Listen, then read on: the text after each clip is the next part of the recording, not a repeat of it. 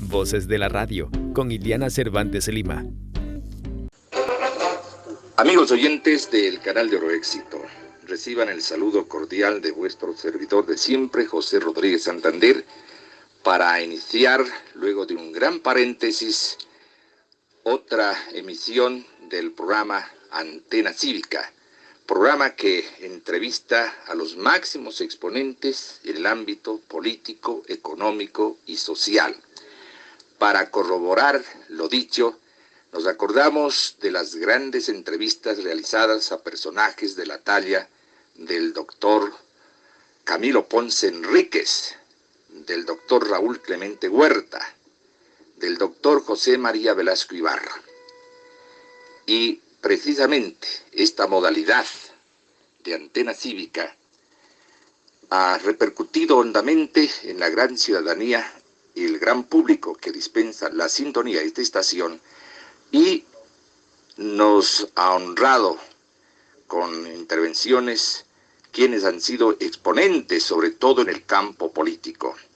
Bien, haciendo una especie de abstracción en cuanto a las diferencias políticas, queremos manifestar en primer lugar nuestra satisfacción de tener al máximo dirigente del Partido Social Cristiano, el abogado Jaime Nebot Saadi. Cordiales, Ecuador, bienvenidos a otro programa más de Voces de la Radio. Para nosotros es un gusto tenerles a ustedes, como siempre, para conocer la historia de las personalidades que han formado y son parte de la radio. En este día vamos a tener la presencia del hijo de uno de los radiodifusores más queridos de acá de la capital ecuatoriana y de una de las emisoras que dejó huella también acá en Quito. Estamos hablando del señor Juan Carlos Rodríguez. Él es hijo de José María Rodríguez Santander y dueño y propietario de Radio Éxito. Juan Carlos, muchas gracias por aceptar esta entrevista, sobre todo para narrar y comentar la historia de tu padre aquí en Voces de la Radio. Bienvenido, buenas tardes. Buenas tardes, gracias a ustedes por acordarse de un ícono del periodismo en el año 70, 80 y un poquito el 90 que estuvo papá. Muchos años en radio y pues, como te digo, para mí fue un agrado oír esta entrevista y aceptarla porque me trae muy buenos y gratos recuerdos de formación personal y profesional que nos ayudó papá. Papá estuvo muchos años y por eso nos acarreó a todos nosotros en la radio, ¿no? Una buena historia. Claro que sí, una buena historia. Por eso vamos a los inicios. Sabemos que el licenciado Rodríguez Santander nació en la hermosa provincia del Carchi, específicamente en el cantón Montúfar, en San Gabriel. Cuéntenos una parte de esa historia, porque él la escuela primaria la realizó allá antes de venir a Quito. Bueno, como te escribí antes, también un poquito de reseña histórica de papá. Él nació en San Gabriel. Él era, les decían como les dicen ahí, le molestaba mucho con borregos, como les dicen a los de San Gabriel, pero con mucho respeto, ¿no? Él era se formó en su infancia allá en San Gabriel, tuvo 11 hermanos, entonces fue bien difícil, como antes los papás eran así. Su madre era de Colombia, y su padre era de acá de Ecuador, entonces se juntaron y nació en San Gabriel. Muy orgulloso de su tierra, él cada vez que podía nos llevaba a conocer y decía, no, vamos a que vean dónde era. Y obvio, era un aférrimo de su tierra porque le encantaba, como te dije, los orígenes de él, muy sencillos. Comía muchas habas, papas, choclos. Los choclos era una delicia para él. Él se metía, inclusive, me contaba, porque realmente él contaba, a veces contaba porque era un poco cerrado, porque era un poco intelectual y no le gustaba que le vean esas partes, pero después ya fue contando que se metía por ejemplo, de pequeño a las plantaciones de choclo y tú encontrabas así hileras de choclos hechos nudos, era porque había pasado papá chupando la caña, porque le encantaba. Entonces son anécdotas de pequeño que él contaba. Fue muy dura su infancia, obvio. Venían 11 hermanos, había mucha pobreza. Por eso que decidieron emigrar los papás para acá, para Quito, y vino a estudiar en el colegio Mejía. Él es un egresado, inclusive encontré una invitación de 50 años de egresado de él, que les puedo hacer llegar también, interesante, y estuve con él, y muy orgulloso de su pasado, y le sirvió mucho para su formación allá. Claro que sí, él estudió en el Instituto Nacional Mejía, ahí se graduó, pero sin embargo él paralelamente también trabajaba, como se conoce en la historia de él, uno de sus primeros trabajos, por ejemplo, fue el ser peluquero. ¿Cómo fue esta situación y después también estudiar periodismo y graduarse de doctor en jurisprudencia? Bueno, para él fue muy difícil porque él mantenía un poco la casa. Igual colaboraban sus otros hermanos, pero tenía 5 hermanas, 6 hermanos. Entonces él fue uno de los primeros que estudió y pudo ir a la universidad. Yo diría que fue uno de los primeros. Entonces, como él le dieron la oportunidad de estudiar, pues él comentaba que tenía que responder a sus padres. Entonces él empezó a estudiar y a trabajar. Como te dije, empezó a hacer peluquería. No era muy buen peluquero porque me cortaba el pelo a mí de chiquito y no nos gustaba mucho a los hermanos. Pero bueno, esa fue una faceta de él y él con mucho orgullo dice, mira, hasta los 3 zapatos, ¿no? Digo, bueno, papá, así se empieza, le digo. Y él contaba que un día de niño le hicieron, eh, la mamá le dijo que cojo, ¿no? Un agasajo, una anécdota de él, que le decían que tenía que coger o una metro de tela o un juguete. Y él se moría por el juguete. Pero él decía, la mamá le había dicho, no, tienes que coger la tela porque con eso voy a hacer ropa para ustedes. Entonces, con el dolor del alma, él contando de su infancia que tuvo que coger el metro de tela. Imagínate en esos tiempos, ¿no? Entonces, pues sí, trabajaba, estudiaba y de ahí empezó a trabajar y estudiar periodismo y después estudió Derecho. Él se graduó licenciado en periodismo y licenciado en leyes y al final de su época, pues hizo su posgrado ya después de la radio y se graduó ya mayor, pero fue su anhelo, ¿no? Inclusive se inscribió en el colegio de abogados, pero eso ya estaba bastante avanzado y lastimosamente no ejerció, perdón, la profesión y ya le llegó la enfermedad. Eso es lo que estaba. Pero como te digo, en la juventud él, muy trabajador, buscaba cómo trabajar. Fue el primero en la familia que tuvo un automóvil.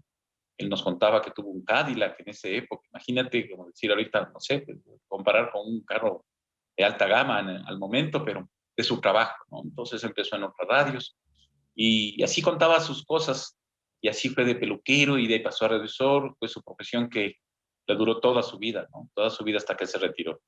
Juan Carlos, una consulta. Cuando vinieron de la provincia del Carchi, específicamente de San Gabriel, ¿a qué sector de la capital ecuatoriana ellos vinieron a vivir? ¿Dónde fue el primer lugar, el primer barrio donde él pudo asentarse y sobre todo luego tener este gran cariño hacia la capital ecuatoriana?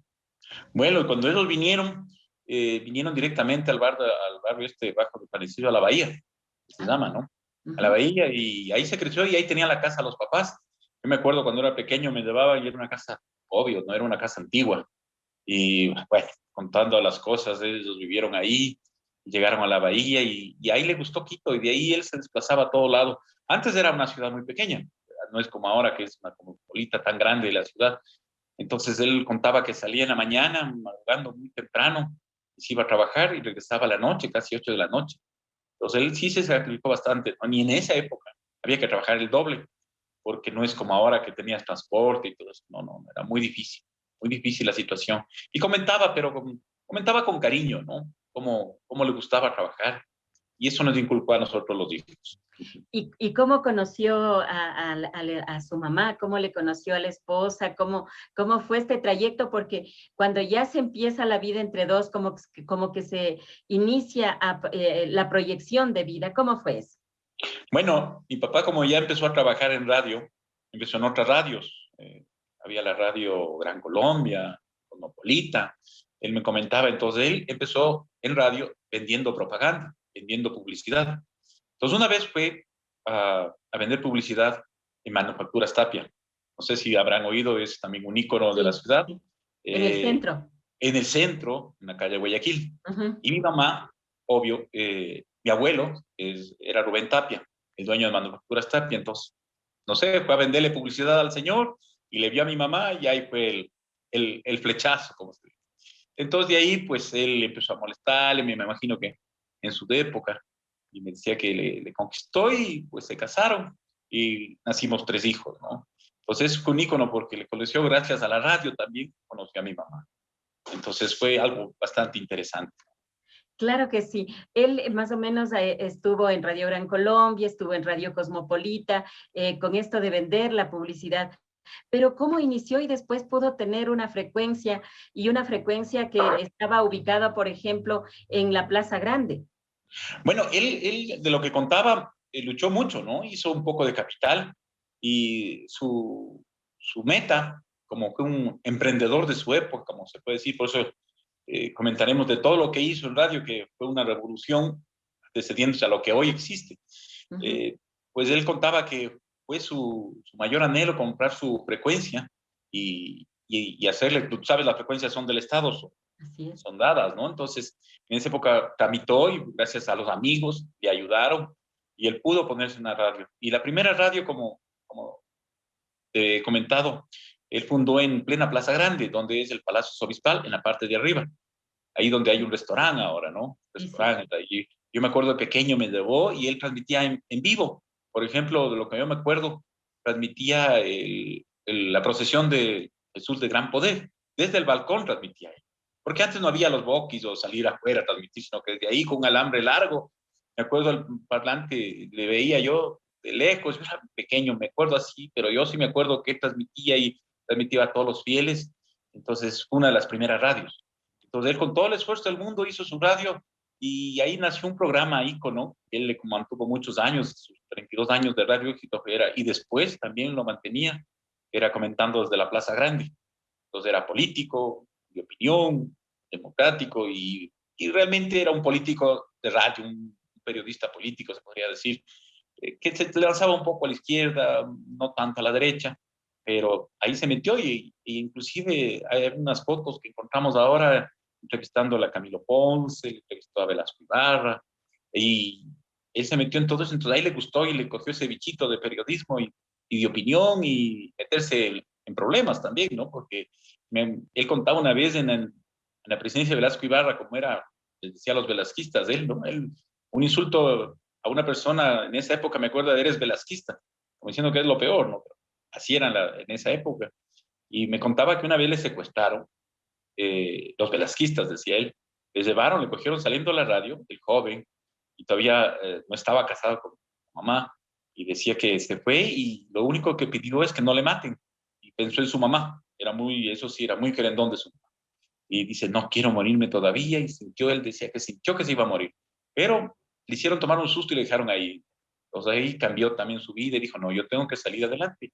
Y por eso hizo tantas cosas, ¿no? Juan Carlos, esta emisora se caracteriza también porque por ahí pasaron una infinidad de locutores que son muy conocidos, por ejemplo, y siempre hablan con mucho cariño acerca de José María Rodríguez Santander, que es tu padre.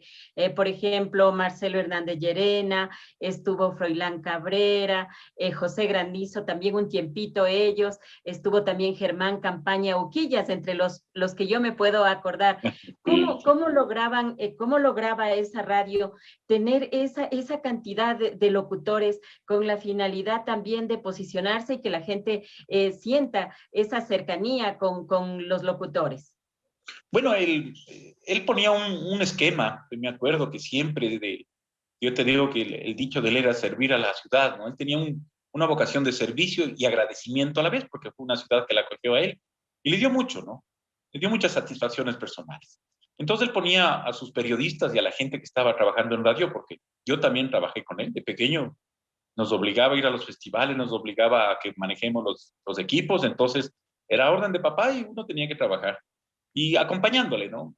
A uno no siempre le gustaba, pero había que hacerlo y así uno aprende a disciplinarse un poquito. Y eran tiempos, otros tiempos, pero te cuento que con los locutores y con la gente él tenía un carisma especial, siempre ayudaba a la gente, por ejemplo, cuando iba a dejar un anuncio. Gente muy pobre no les cobraba, a gente que podía obviamente cobraba, pero así hacía su mérito y él decía, no, gente pobre yo no le voy a cobrar y clasificados, hacía sus clasificados, sus cosas en la radio.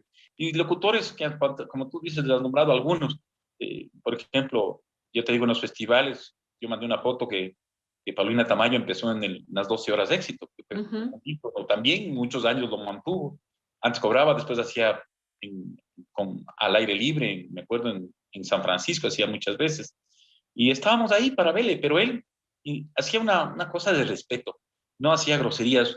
No es que yo haga de menos ahora a los locutores, pero muchos locutores ahora, de lo que yo oigo, hablan de todo menos de la cultura, de la inteligencia, del trabajo. Hablan de cómo te fue ahora. No estoy haciendo una crítica, sino una constructiva, de cómo estuviste, qué tomaste de café. Eso no va. Si tú oyes una entrevista de años, hablaban de cosas muy cosas muy consensuales, de educación, de cómo sale la gente, de cómo salía a trabajar. Y hacía unas entrevistas muy buenas. Entonces, inculcaba a todo el mundo. Entonces, eso era transmitido para toda la gente de la radio. Entonces, era bonito. Era bien bonito porque yo le veía y fueron valores que él inculcó a mucha gente, ¿no? Mucha gente, y no era como eres mucho marketing, como dicen ahora, no era mucho por ganar mucho dinero, sino inculcar un servicio. En cada frase, me acuerdo, que daba la hora, cada 5 minutos teníamos que poner en una cinta grabada, la radio, y te mandaba un mensaje, una frasecita bien bonita. Entonces, me acordaba yo, ahora yo no oigo eso, realmente no oigo. En ninguna radio te dicen, ciertas radios dicen, una NFM dice algo de valores, pero de ahí todas te pasan otras cosas. Entonces, esa iniciativa, esa cultura que tenía el hombre, era muy estudioso, leía mucho, compraba el comercio, el Universo, el Telégrafo, el Tiempo. Me acuerdo que íbamos a una tienda, ya dejaba pagado, y todos los días se compraban 5 a 7 periódicos. Yo digo, y se leía todos. Entonces, cogía opinión, leía en la radio, hacía pasar. Entonces, es algo importante que ahora ya no hay casi, ya no existe mucho. Juan Carlos, programas, por ejemplo, como Comentando desde la Plaza Grande, son muy recordados también por mucha gente que vivió y escuchó en esa época, pero había también algo que ustedes realizaban o realizaban también las emisoras de esa época. Yo recuerdo Radio Nacional Espejo hacía oferta y demanda, ustedes en cambio hacían los clasificados. ¿Cómo lograban ustedes hacer esos clasificados de comprar y vender, y cómo en el caso de su padre, José María Rodríguez Santander, él lograba también apoyar a la gente que menos tenía? Claro, mira, eso era un ícono también que se inventó, los clasificados que ahora tenemos. Los clasificados son unos clasificados que eran, por ejemplo, eh, que eran por vía telefónica. Tú llamabas a la radio y te ponían al aire. Y decía, yo vendo una cocina o vendo algo, o y necesito trabajadora, o estoy ofreciendo mi empleo. Él nunca cobró a la gente que llamaba por teléfono. Los que sí cobraban, los que iban a dejar el anuncio escrito y que querían que pase unas 5 o 6 veces. Entonces era bastante oído y tenía un horario, me acuerdo clarito, eran de 8 a 10 y media de la mañana. Y faltaba tiempo para eso. Y hay mucha gente, me acuerdo, que fue y encontró, por decirte algún ícono, que había muchas empleadas domésticas, eran afuera de la radio, esperando que venga alguien a contratarles. Y empleados y plomeros y eso, y todo el mundo estaba esperando y nosotros no podíamos hacer nada, sino que era parte del servicio. Y él puso esa idea de clasificados Radio Éxito. Entonces, me acuerdo, había unos 3 locutores que hacían muy bien. Una de ellas fue Maggie Villamar, me acuerdo, que ya murió, muy recordada también, y tomó la posta, porque mi papá empezó haciendo eso, de había el señor Buenaño, que también hacía noticias y después hacía clasificados. Entonces son gente que pasó por la radio y hacían de servicio, ¿no? Y les ayudaban. Había los famosos que ahora ya se ha perdido, por ejemplo, el Parque Envoltorio, que era un ícono y ponía su disco y teníamos que poner el disco de la marcha fúnebre y eso. Y era chistoso porque yo les cuento a mis hijos que poníamos un disco de propagandas de la Fanta, por ejemplo, que había, o del Parque Mortorio o de la marcha social, alguna cosa. Entonces era interesante, ¿no? Interesante, bien interesante. Y ese programa tuvo muy buena aceptación. Y ahora ves toda la propaganda en internet. Entonces fue uno de los precursores de hacer esto de clasificados. Y me alegro mucho porque fue una visión de mi padre para ayudar a la gente y, pues, y también hacer un poco de que la radio se mantenga con esos recursos. No pocos, pero no era mucho, porque por decir ahora cobraba por decir un anuncio en radio. ¿Qué te digo? En ese tiempo era en sucres, valían 150 sucres, como ahora decir unos $5 más o menos, ¿no? Así era, de lo que yo me acuerdo. Porque yo inclusive, nosotros hacíamos, había la secretaria, y cuando no había secretaria había que coger uno el anuncio, o papá, o nosotros. Y mi papá era multifuncional porque en el tiempo de la radio, me acuerdo, la transmisión antes se hacía por cable, como ahora. Entonces, si se te caía un cable de la radio, tenías que ir corriendo a ver dónde estaba dañado y ponerlo. Antes no había la conexión como ahora, con satelital y toda la cosa. Entonces era interesante, bastante interesante. Y cómo fue avanzando la tecnología, pues la radio también fue avanzando. En la década de los 70 y 80, yo diría también hasta inicios de los 90, la radio era muy escuchada, era muy querida también. Como que decían, era la única radio como contestataria que había en esa época, ¿verdad? ¿Cómo fue ese impasse, si se puede decir, con el expresidente León Febres Cordero, que hubo con su padre, y sobre todo, cuál fue el galardón que recibió él? Bueno, te cuento, eso fue una anécdota de mi padre. Cuando León Febres Cordero se lanza a la campaña presidencial, él invitó, como te digo, tenía muchas entrevistas, hizo muchas entrevistas a Rodrigo Borja, a casi a todos los alcaldes de la época, les invitó a los estudios, les decía. Y León Febres Cordero, me acuerdo que era con Rodrigo Borja, y le ganó León Febres Cordero. Y él fue a la radio a ser entrevistado, pero fue una caída sorpresa. Yo me acuerdo, estábamos en la radio, porque estaba en plena campaña política, entonces mi papá, obvio, él era en contra de la derecha, ultraderecha que manejaba León Febres Cordero, y era más apegado a la izquierda, ¿no? Pero como de, no tan izquierdosos como se dice, sino una izquierda media moderada. Y me acuerdo que llegó de imprevisto y dicen, acaba de venir el candidato León Febres Cordero. Yo me acuerdo claro porque él entrevistó, y espero rescatar, como te digo, esas cintas que tenemos, porque tenemos las cintas de él, y le entrevistó o sea, este rato llegó, nosotros nos quedamos todos anéditos. Él llegó con un sitio de guardaespaldas increíble, me acuerdo que primero entraron a ver, era candidato, no era todavía presidente. Entró y vieron que todo tranquilo, entró a la entrevista, y yo me acuerdo que él le dijo, se entrevistaron, mi papá manejaba muy bien la cuestión de la palabra y las entrevistas. Un gran estadista, un gran hablador, como digo, un gran entrevistador. Y le entrevistó muy bien a León Febres Cordero y le preguntó, porque él era, como yo le decía, papá, usted es un poco picante cuando quiere, pero como decía, es que yo le digo las cosas con elegancia. Él decía siempre eso. Y le preguntó, si usted llega a ganar, señor Febres Cordero, me acuerdo claro, ¿usted va a permitir la libertad de expresión y no va a clausurar la radio? Y él le contestó, me acuerdo claro, que le dijo, no, tenga la seguridad que esto va a estar libre. Realmente no fue tan fuerte la censura, pero sí lo censuró. Entonces yo te cuento como anécdota de León Febres Cordero, que fue entrevistado por mi papá en su radio. Y cuando gana León Febres Cordero, pues obvio, había una oposición de parte de Radio Éxito, de mi padre. En ese entonces mi hermano también era el periodista de Radio Éxito, él estudió periodismo y hacían, ya te puedes imaginar, en ese tiempo pues hablaban y se lanzaban cosas bastante fuertes, hasta que un día pues llegó y hicieron una encuesta y hicieron unas entrevistas, mi hermano también colaboró y él hacía su programa al mediodía y mi hermano hacía el programa en la tarde y se llamaba Facetas del programa de mi hermano ahí, me acuerdo. Él estaba estudiando periodismo y joven, entonces él tenía todos los bríos y dijo, no, vamos a hacer la misma línea y vamos a hacer, y fue algo fuerte que pasó, me acuerdo, con una huelga, alguna cosa. Y llegaron al otro día y pues obvio, clausuraron la radio y le clausuraron 2 veces. Entonces fue una cosa interesante. Y fue pues casado, creo que le clausuraron por una semana. Hay que tomar en cuenta que en esa época era una clausura, era fuerte, pero no fueron a extremos de tomarles presos. Eso no de lo que está pasando ahora, por ejemplo, que tú ves en algunos países o lo último que nos pasó con algún presidente que ya no está con nosotros, que la moda era meter presos y demanda. O sea, era más simple. Por eso la vida antes era más simple. Te clausuraban la radio una semana y te dejaban calladito y decían, no molesta. Bueno, así pasó. Y eso valió para que mi papá gane un premio, el premio de periodismo, en el año 84. Le dieron ese premio y tenemos una placa que le tengo guardada, esa sí la tengo guardada. Y fue interesante porque la Unión de Periodismo como libertad de expresión. Entonces fue algo anecdótico, pero sencillo, ¿no? Pero ahí está, pues, el hombre un poco necio, y hablaba, y le decíamos, papá, no diga tantas cosas, y él, y bueno, ¿y qué dije? Óigase lo que está diciendo. Pero era la forma de ser del licenciado José López.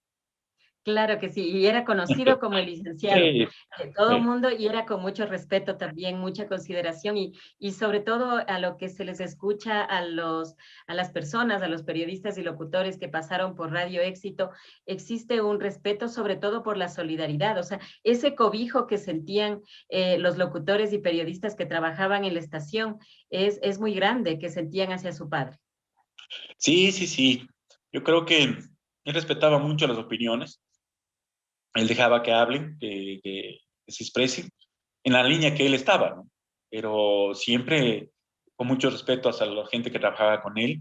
Él siempre respondió como empresario, con toda la gente, les pagaba a todos cuando tenía que pagar. Entonces, eso es una norma que él tuvo, ¿no? No dejarle a la gente afuera. Pase lo que pase, ¿no? Había problemas como en toda empresa, pero siempre les cobijaba, les ayudaba, les guiaba. Hay alguna gente que ha salido de ahí, como tú dijiste, algunos nombres.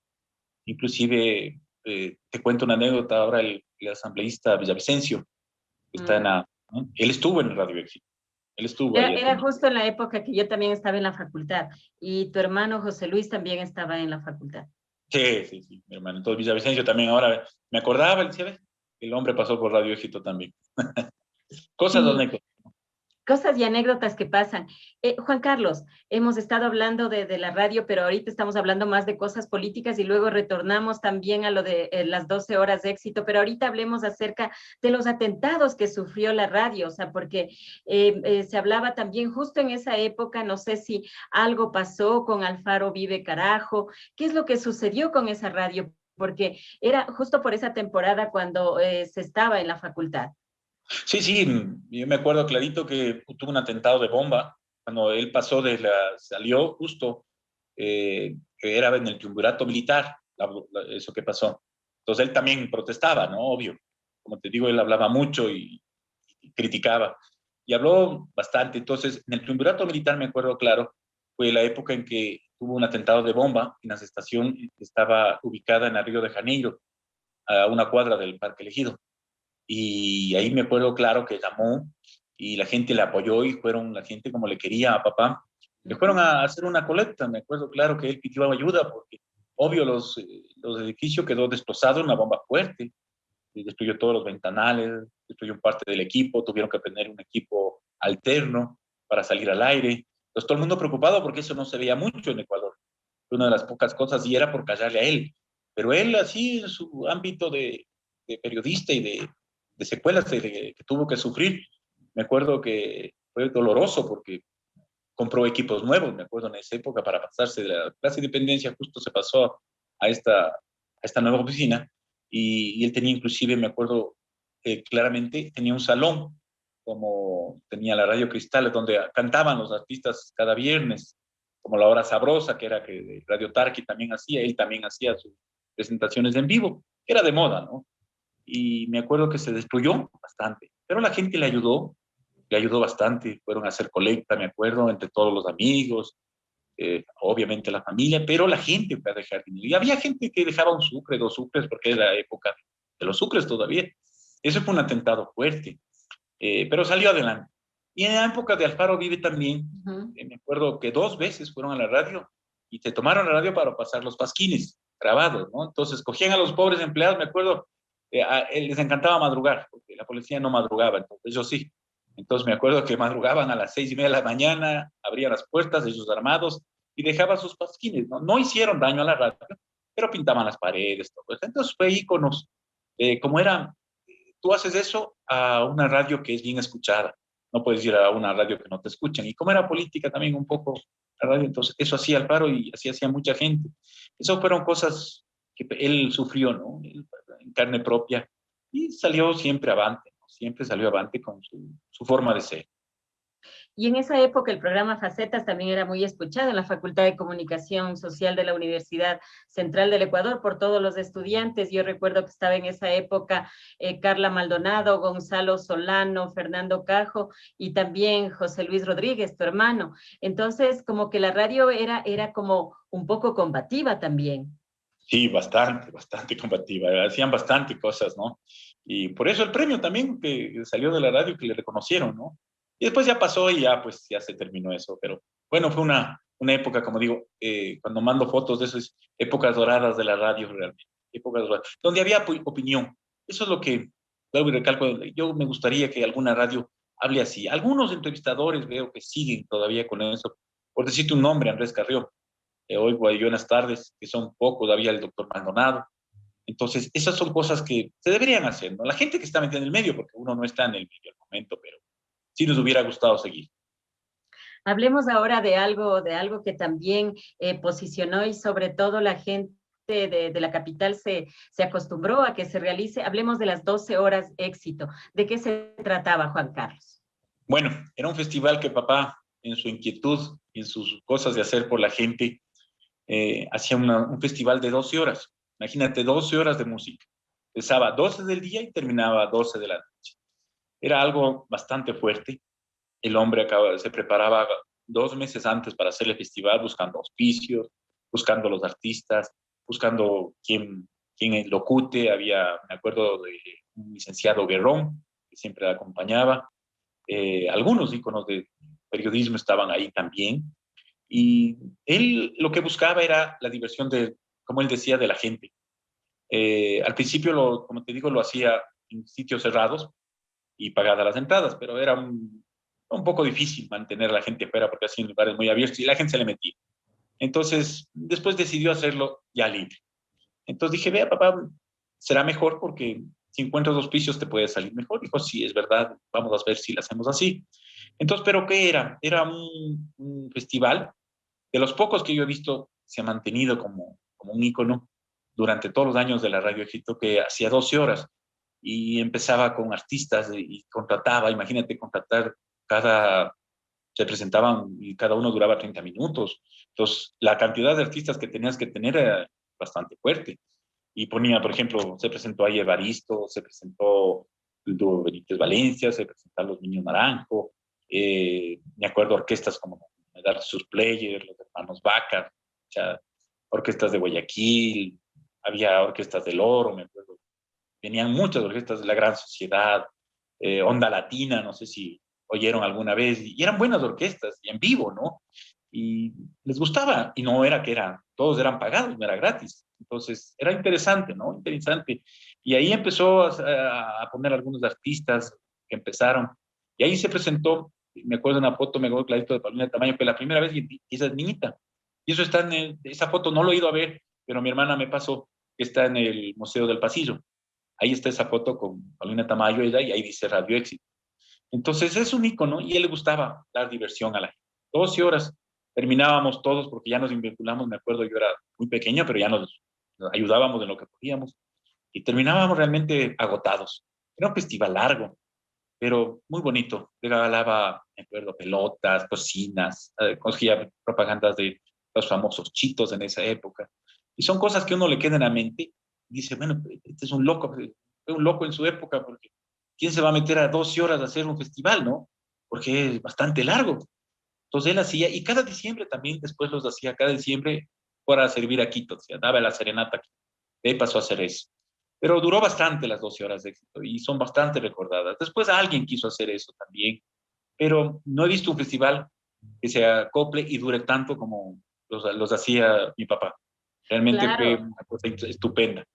Claro, y artistas nacionales e internacionales, por ejemplo, de la historia que se cuenta, también estuvo la Sonora Dinamita, y era la época de oro de la Sonora Dinamita. También, imagínense, estaba Tormenta, que era la época de apogeo de la cantante argentina, y los iracundos de Uruguay, que en esa Sí, época eran cotizadísimos. claro, imagínate, le trajo a Tormenta. Yo me acuerdo que lo hizo en el que ahora es ahí frente a la cancha de los ingenieros del ejército. Y eso era cerrado con mallas. Pero la gente por ver la tormenta pues rompió todas las mallas y mi papá ahí quedó completamente desbastado porque tuvo que pagar hasta las mallas del estadio porque era un ícono. Tormenta en esa época era cuando recién empezaba y jovencita. Ico ya tenía todos sus éxitos. Es como decir que yo le traigo a un artista del último ahora, ¿no? Entonces la gente va. Pero antes no había tantos sitios de espectáculo como ahora. Pero fue realmente algo interesante que hizo. Juan Carlos, una consulta. Hablemos del viaje del hombre a la luna. ¿Cómo se dio esta alianza estratégica donde Radio Éxito, a través de tu padre, José María Rodríguez Santander, y La Voz de América, se unieron y fusionaron para esta transmisión? Eso también sería bueno conversar. Claro, fue eso yo todavía no nací, pero papá comentaba que fue una unión porque él sabía un poco de inglés. Entonces buscaban personas que sean preparadas y que sepan un poco de inglés. Y entonces La Voz de América buscaba cómo transmitir a nivel de América Latina, en diferentes países, la llegada del hombre a la luna, porque fue un ícono, ¿no? Para todos y hasta ahora, ¿no? Entonces contactaron con papá sabía, obviamente, se defendía su inglés. Entonces él tiene una medalla que dice la BOA, Voz de América, y tiene una foto que esa foto no la encuentro donde le están dando el diploma, de la verdad, por ser una de las únicas emisoras en Ecuador en transmitir la llegada del hombre. Eso es un ícono también que él decía mucho. Y decía, por eso él daba un consejo, prepárate, dice. Y siempre decía en la vida, tienes que prepararte, estudiar para ser alguien, justificar tu existencia, ese es el dicho de él. Y tenía toda la razón, ¿no? Y eso que no es un secreto para tener un éxito, como él decía. Por eso era Radio Éxito, ¿no? Entonces él decía, mira, si quieres tener éxito en la vida, prepárate. Entonces, a raíz de eso, pues uno de los pocos que transmitieron la llegada del hombre a la luna, que era por radio, y como tú dices antes, todo el mundo oía radio, ¿no? Entonces, no es que la televisión como ahora, que tú aplastas un botón y ves lo que pasa en China y estamos listos, ¿no? Antes era en la radio, y la primera que daba las noticias era la radio. La gente de la provincia del Carchi se caracteriza siempre por ser emprendedora, de ñeque, como se dice, siempre salir adelante a pesar de la adversidad. En este caso, ¿qué les decía, por ejemplo, su padre cuando él quería empeñarse en seguir adelante, y cuando ya hubo los cambios también hacia las emisoras de FM, tomando en cuenta de que Radio Éxito era en AM?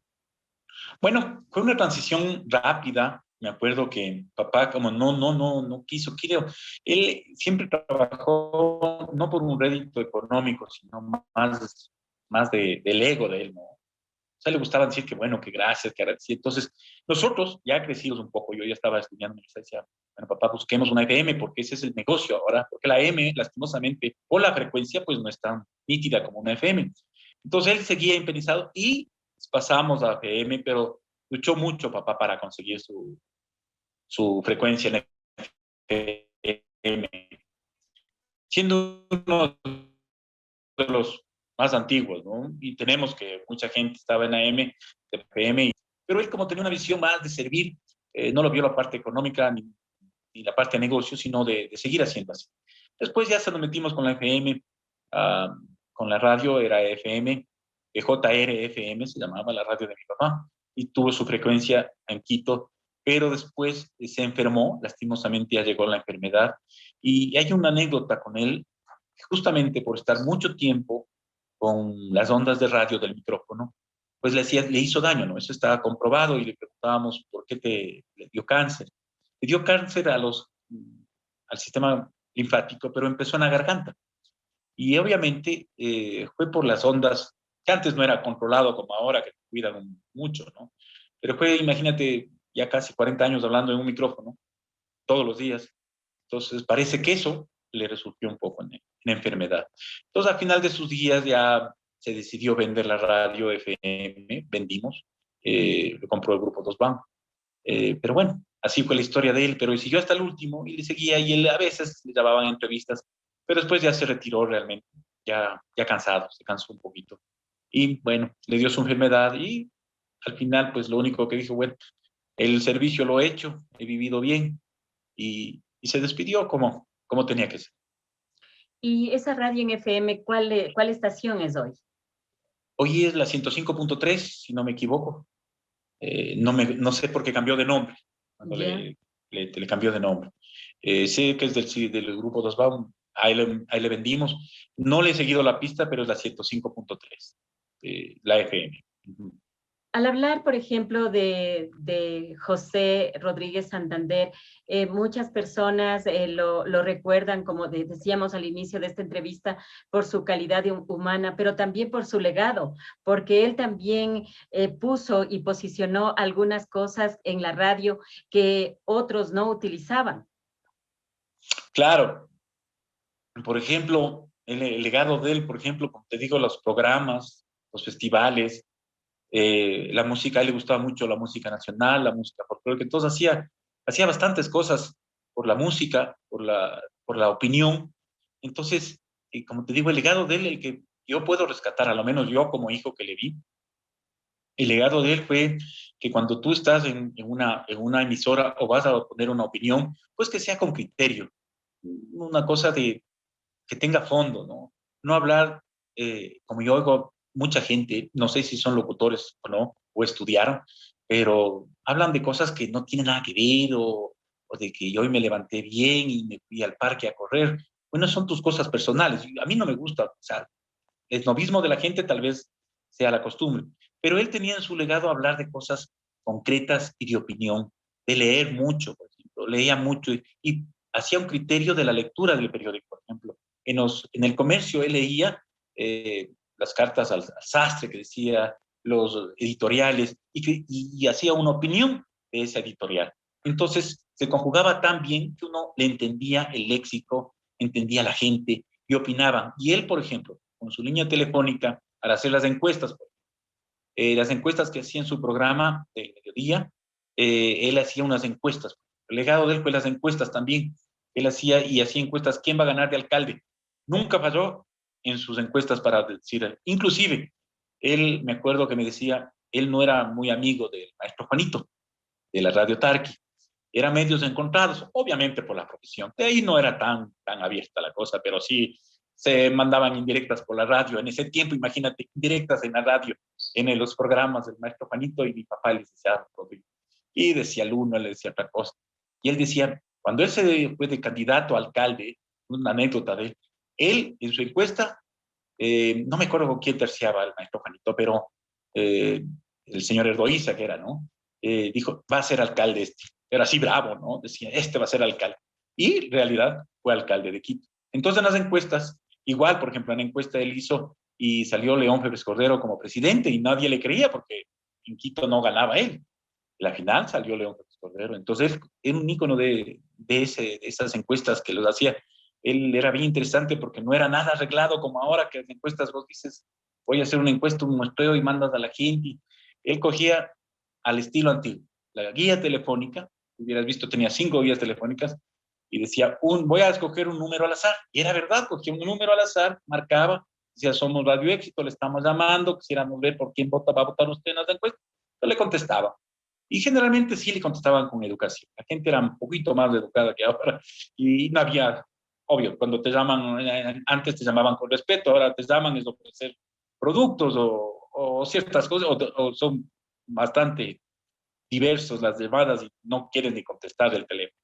Entonces, en esa época le contestaban y decían, entonces en este icono, me acuerdo, fue que hacía las encuestas y que él nunca falló en las encuestas y tenía el respaldo, porque él anotaba, y tenía unos papeles, el desorden que él decía que tenían orden, tenía unos papeles así de grandes, los bajos grandes, y decía, vamos contando los votos al final.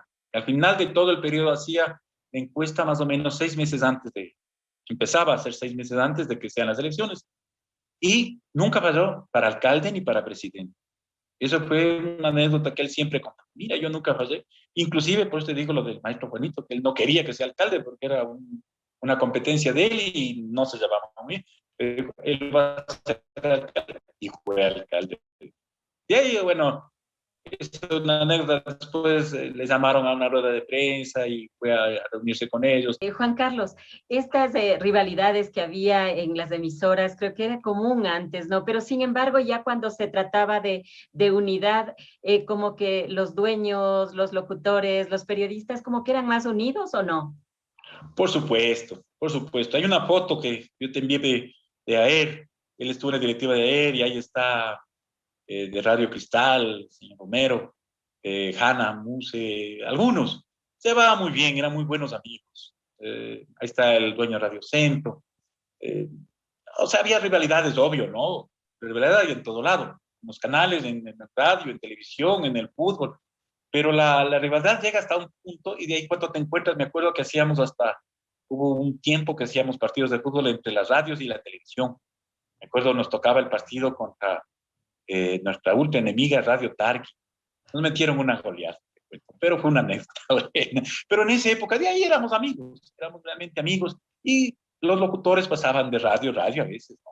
Entonces, se conocían todos. Cuando había una reunión, pues todos gozaban, todos pasaban bonito, y era interesante. Había mucha cordialidad entre los colegas, y se molestaban, había, muchos se hacían, como se dice anteriormente, los hacían cachos, con, me acuerdo del Mocho Ceballos, que hacían de la Gran Colombia, había que les remedaban a mi papá, se remedaban, pero con un respeto mutuo muy grande, ¿no? O sea, un respeto de una broma sana, no como ahora que es un poco más difícil llevarse, pero imagínate en ese tiempo uno se reía del padre de uno mismo, pero obvio, si le hacían un buen chistito uno tiene que reírse. Juan Carlos, tu padre, ¿qué decía de la radio? Quizá hubo locutores que él también, que trabajaron en su estación y él sentía como más cercanía, como que existía ese respeto. Claro que existía respeto hacia todos, pero sin embargo siempre hay locutores que dejan más huella que otros. Claro, a él le gustaba mucho trabajar, como te digo, por ejemplo, en las 12 horas de ahí trabajaba mucho con un señor Guerrón, un gordito, grandecito.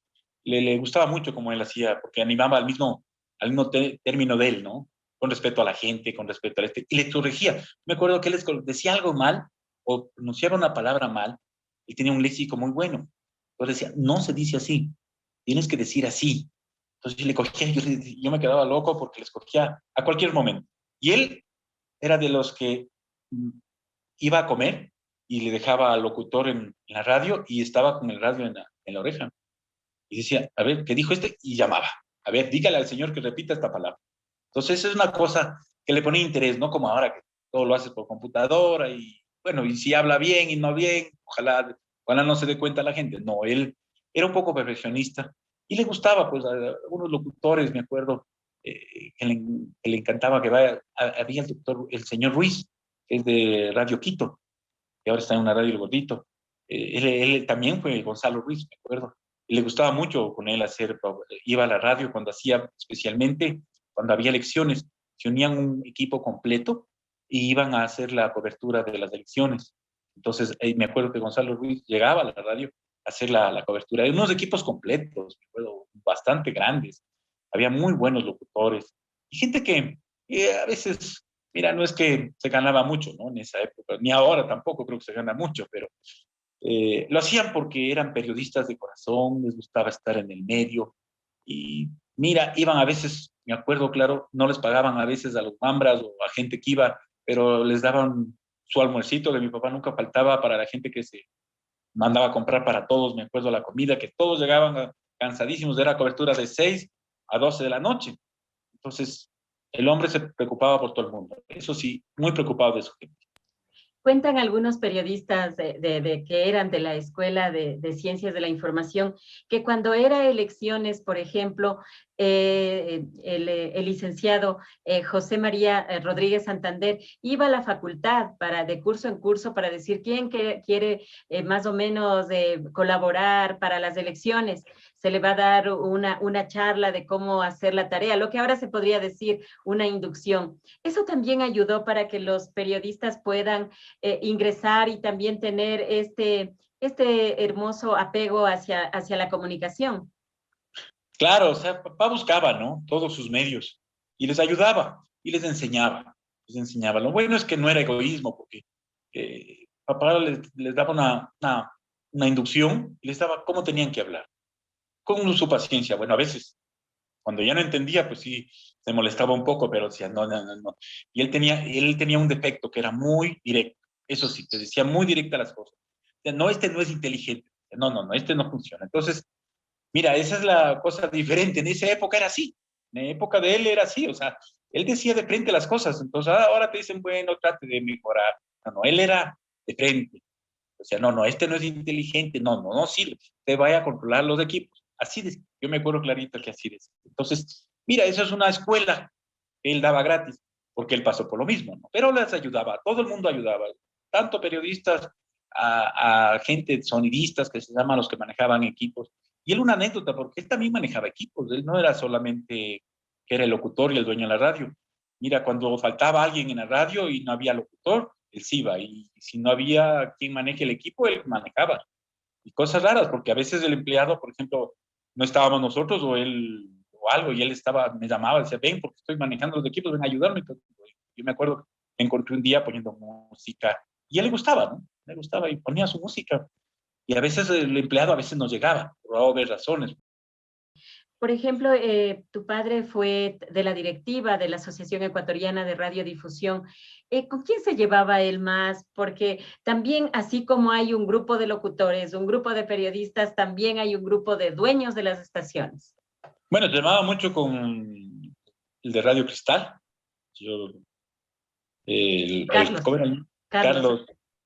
Carlos Armando Romero Rodas. Con él se llamaba muy bien. Y tenía muy buena amistad con el dueño de Radio Saracay, con Oscar Velastegui. Él se llevaba muy bien, sí hicieron viajes. Con el señor de Radio Centro, no me acuerdo el nombre de él. Edgar Llanes Villalobos. Edgar Llanes, con él también. Pues era, como se dice, la pata de él, de Radio. Se llamaba muy bien con ellos. Con ellos se llamaba muy bien. De acuerdo hasta el último, pues sí, se ya hablaban, conversaban. Y de ahí, mira, se murió papá y de ahí llegó el señor de la Radio Cristal, también se murió. Y mira, cosas que ellos también dejaron muy buenos legados. Muy buenos legados. Jorge Velastegui está bastante avanzado de edad, de lo que sé, vive en Santo Domingo, pero él sí iba a viajes expresos para Santo Domingo a visitar a su pana de la. Entonces él también venía. Pero sí iban, y por ejemplo, una anécdota que él dice, mira, a él le decían Pepito, los amigos.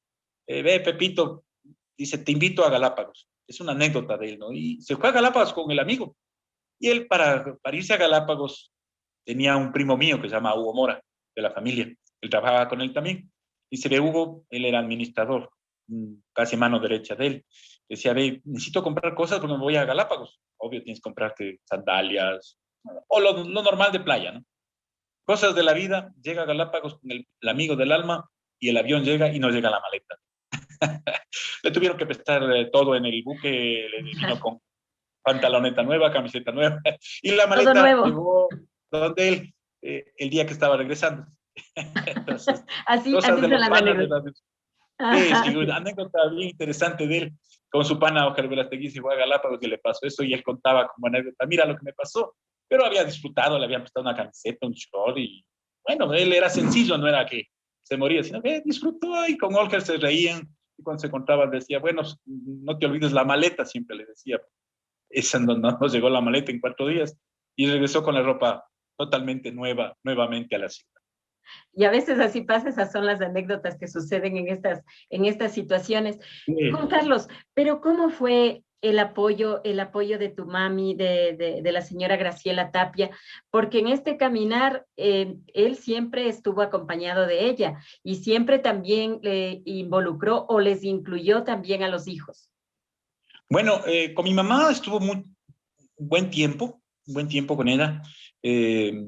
Te cuento que él estuvo con la planta transmisora, donde era en la parte de arriba de Pichincha, era de un terreno del papá de mi mamá. Entonces ahí le apoyaban con eso. La casa donde él vivía también era una cuestión de que tuvimos que hacerle con mi abuelo y mi mamá. Entonces siempre le apoyó en su parte de radio.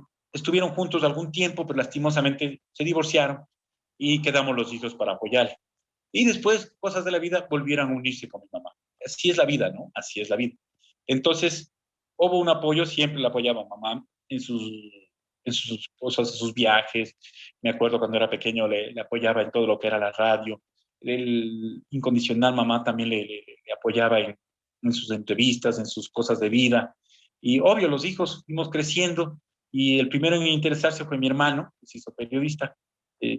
Después yo, un poco en la parte administrativa, me metí con él en 100% hasta que nosotros nos deshicimos de la radio. Estuve casi todo el tiempo con él.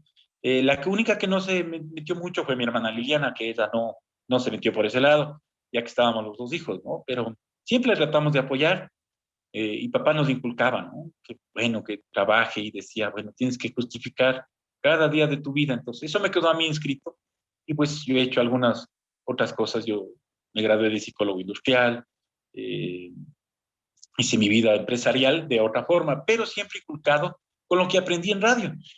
Así, sí, por ejemplo, el apoyo que nosotros le brindábamos a papá era ayudarle en los trabajos. Era tedioso porque era un poco cansado. Antes tenías que hacer muchas cosas con la radio, poner el disco, poner el cassette de propaganda, poner la hora, sacar al aire, entrar con botones y a veces dañaba.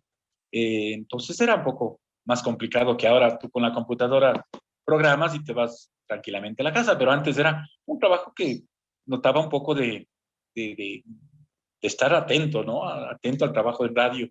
Y si eras locutor, tener una buena voz. Si no, no sirve. Entonces papá dice, educa la voz. Me acuerdo, mi hermano hacía su programa y a mí me hacía grabar algunas propagandas. Yo tuve un programa, me acuerdo, en esa época de folclore, que mi papá me dijo, haz el espacio tú. Digo, bueno, si quiere yo le hago. Y hacíamos algunas cosas. Y fue pasando el tiempo, ¿no? Entonces hicimos y él ya se dedicó a otras cosas también. Y yo pues ya estudié y me dediqué también a otras cosas. Pero el apoyo siempre tuvo de la familia. Y después pues ya, como te digo, te contaba, se enfermó y tuvimos que deshacernos de la radio. ¿Y cuál es el legado de tu padre? ¿Cuál es el legado que dejó tu padre no solamente a la radiodifusión, sino a la comunicación del país, a los periodistas, a los reporteros, a los locutores, a los sonidistas, a todas las personas que trabajaban operativamente en una estación? ¿Cuál es el legado que dejó y cuál es el legado que se debe recordar más de él? Él hay un dicho que te pasa que decía la radio, decía, el eslogan de él era la radio que más quiere y sirve aquí. Ya con eso te puedes dar cuenta del eslogan. Y yo no he vuelto a oír nadie que diga eso en radiovisión ni en televisión. Todo es para la radio, un egocentrismo muy fuerte que hay ahora. Tal vez por el marketing, por el ego, pero él sacó esa frase, la que más quiere y sirve aquí. Pues ese es el mejor legado que él pudo haber dado. El mejor legado fue de servicio a la gente, a la comunidad.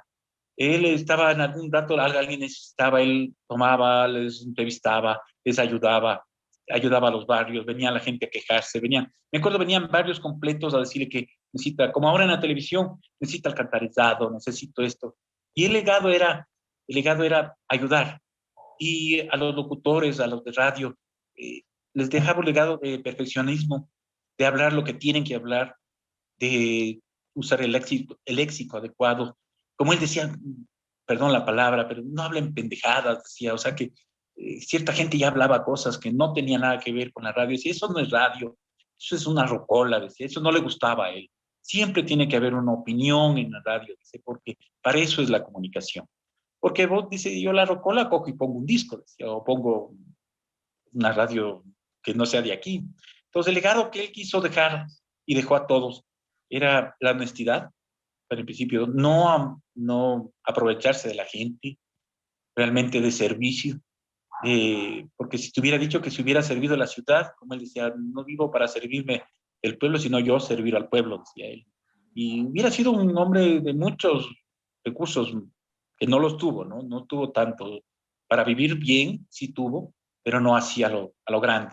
Entonces, un legado de honradez y de realmente de hacer bien las cosas. Él nunca se vendió, inclusive me acuerdo un tiempo él dijo, yo no voy a promocionar licores ni cigarrillos. Y yo me acuerdo que perdió mucho dinero en eso, porque él decía, ¿por qué no coges la propaganda? No, es que yo no fumo, el fumar es perjudicial. Y mira que después llegó la ley de que prohibieron los licores y el tabaco de las propagandas en la televisión y radio. Entonces, mira, él ya pensó antes de eso. Él dijo, no, yo no voy a fomentar eso. Entonces, ese legado fue que yo creo que dejó a toda la gente, ¿no? De ser honrado, sencillo y de trabajar. Eso sí fue muy trabajador. Eso no le va a quitar nadie. Y tú hablas con cualquier persona que le conoció. El licenciado trabajaba de 6 a 12 del día todos los días. Eso fue un legado que me dejó a mí también. De trabajar todos los días, imagínate levantarte a las 6 de la mañana y a las 12 que cerraba la radio, él estaba ahí para cerrar la radio. Y estaba todo el día casi en la radio. Entonces digo, ahora yo no veo así a la gente. No, ahora la cosa fácil, ¿no? Como dice. Y lo fácil siempre se olvida. Pero lo que es trabajoso, duro, pues lo recuerda mucha gente. Y ese es el mejor legado que creo que dejó mi padre. Así es, el empeño, también el empuje, el trabajo, ese esfuerzo diario. Juan Carlos, yo quiero agradecerte por esta entrevista, sobre todo por habernos contado la historia de una de las personalidades de la radio, no solamente de acá de la capital ecuatoriana, sino de todo el Ecuador, y que como hablábamos dejó un legado de transparencia, trabajo y servicio. Para nosotros ha sido un honor conocer parte de la historia del licenciado José María Rodríguez Santander. Muchas gracias, Juan Carlos. No, yo te agradezco por la entrevista y me hace recordar que estamos próximos al Día del Padre, eh, a lo que vi las fotos de él y su ánimo que ponía al hablar y su léxico, era muy inteligente y no te miento, me sacó un recuerdo y una lágrima de haberlo visto a los tiempos. Y gracias a ti por hacer el contacto. No, gracias a ti por esa apertura y sobre todo por contar a nosotros, a Voces de la Radio, este espacio que tampoco tiene fines de ganancias lucrativas, sino lo que quiere es resaltar a esos valores, a esas personas incondicionales, de esas personas que amaron a la radiodifusión y en el caso de tu padre no solo a la radiodifusión, sino a la capital ecuatoriana. No es quiteño aquel que nace nomás, sino quiteño es aquel que se hace y forja la ciudad y quiere verla cada día más hermosa. Por eso, para mí, mi gratitud hacia tu padre por ese cariño inmenso que ha tenido a nuestra hermosa ciudad. Si hubiera gente como él, nuestra ciudad estaría mucho mejor todavía. Sí, yo creo que te comparto contigo porque ahora viendo todo lo que pasa, él se preocupaba mucho por la ciudad, demasiado. Y no era una persona que cogía algún rédito, como tú dices, sino que le impugnaba la iniquidad, el político que hacía mal, peor el que robaba. Imagínate que hubiera estado diciendo ahora con lo que está pasando. Mejor dejémosle ahí.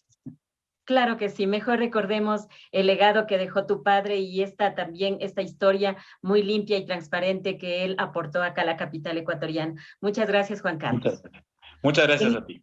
Claro que sí. En este día hemos dialogado con Juan Carlos Rodríguez, él es hijo de uno de los referentes de la radiodifusión ecuatoriana y también de la radiodifusión quiteña. Estamos hablando del licenciado José Rodríguez Santander. Él fue propietario de Radio Éxito, una de las emisoras más sintonizadas en la década de los 70, 80 e inicios de los 90. La emisora que más quiere y sirve a Quito. Este eslogan creo que dice muchas cosas y con eso nos despedimos y nos volveremos a escuchar y ver en el próximo programa, pero les vamos a dejar también con una parte de unas frases de lo que decía el licenciado José María Rodríguez Santander. Nos volveremos a escuchar en el próximo programa. Que tengan un excelente resto de día.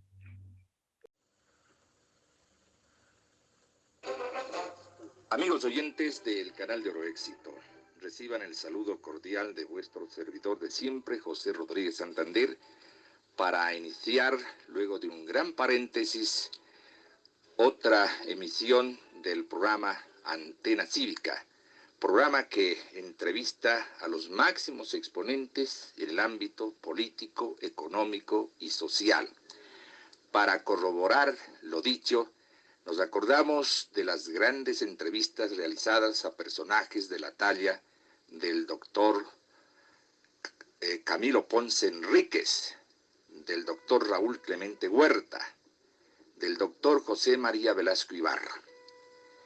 Y precisamente esta modalidad de Antena Cívica ha repercutido hondamente en la gran ciudadanía y el gran público que dispensa la sintonía de esta estación y nos ha honrado con intervenciones quienes han sido exponentes, sobre todo en el campo político.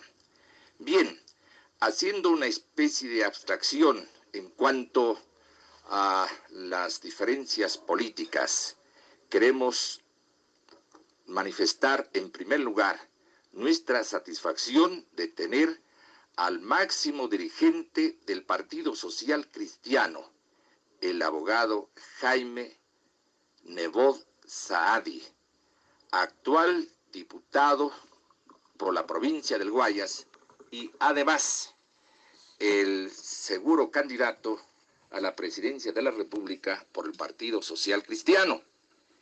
Y quiero, antes de nada, justamente hacerme eco una vez más del contenido de un telegrama enviado por el licenciado Camilo Ponce Gangotena, vicepresidente nacional del Partido Social Cristiano y diputado nacional, cuando nos dice: 30 años de servicio a la sociedad merecen una felicitación, especialmente si a pesar de las diferencias políticas ha existido la capacidad profesional que ha permitido la expresión de los adversarios. Reciba la adhesión mía y la del Partido Social Cristiano en esta celebración. Camilo Ponce Gangotena, diputado nacional, vicepresidente nacional del Partido Social Cristiano.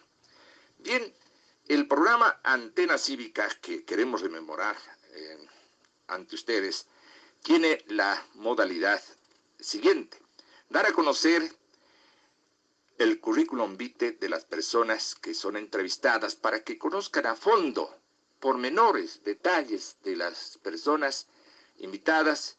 Luego pues hay la inquietud de la emisora a través de quien les habla y también la participación ciudadana mediante los llamados a la emisora para hacer las preguntas correspondientes, pero manteniendo un alto respeto a las personas invitadas para que se eviten pues ligerezas que podrían perjudicar a nuestros invitados. En este caso, ustedes llaman a la emisora, se recibe las llamadas y, lógicamente, damos a conocer las preguntas que sean pertinentes a la inquietud correspondiente ante nuestros invitados. Bien, comenzaremos incluyendo algunos detalles porque no se desconoce que es demasiado conocido el abogado Jaime Nebot Sadi, actual director nacional del Partido Social Cristiano. Pero, por ejemplo, ¿cuántos años de edad tiene, señor abogado? Bien, en primer lugar, gracias por la invitación y un saludo cordial a los oyentes de Radio Éxito y una calurosa felicitación a usted y a quienes hacen esta radio por su aniversario número 30. Tengo 44 años de edad. 44 años de edad. ¿Casado? Casado. Casado, porque hay algunos políticos que todavía son solteros, ¿no? Bueno, hijos, 3. Estudios universitarios, graduado de abogado en la Universidad Católica de Santiago de Guayaquil. Los estudios primarios en algún establecimiento. Sí, en el Borja número 2, aquí en Quito. Ah, interesante, ya ve. Y en el Colegio Cristóbal Colón de Guayaquil, y los secundarios en el Colegio San Gabriel de Quito y en el Javier de Guayaquil, ambos colegios jesuitas. Interesante. Usted es hijo del abogado Jaime Nebot Velasco. Así es. ¿Qué experiencia, qué puede decirnos de su padre como Jaime Nebot Velasco, en calidad de hijo? Bueno, yo creo que mi padre es un hombre que, pese a estar activo aún a sus casi 70 años, ha cumplido un ciclo de vida importante, tanto en el campo profesional y empresarial como en el político, donde acompañó por largos años, desde el segundo hasta el quinto velasquismo, al doctor Velasco Ibarra. Creo que muchas de las actuales instituciones del Estado, especialmente en el campo relacionado con el fomento agropecuario, la economía y la planificación, llevan su firma en cuanto a su creación, entre ellas el Instituto Ecuatoriano de Electrificación, CENDES, la Junta de Planificación, en fin, por mencionar algunas. De manera que pienso que es un hombre que ha cumplido con su papel en la vida y que ha sabido legarnos a nosotros, sobre todo una educación seria y férrea que definitivamente aprecio. ¿Hermanos? ¿Cuántos? 2, uno fallecido. Ya. Solo para darle un poquito del matiz de la entrevista nuestra, como anécdota, alguien preguntaba a familia, digamos, integrantes de una familia importante, y entonces le decía, ¿cuántos hermanos son? Y la respuesta inteligente me dice, todos. Bien, es decir, pues el abogado Jaime Nebot ha tenido un hermano fallecido. Ahora,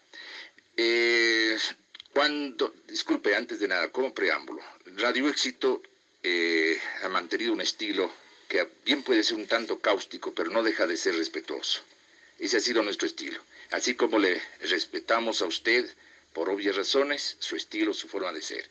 En ese plano vamos a actuar.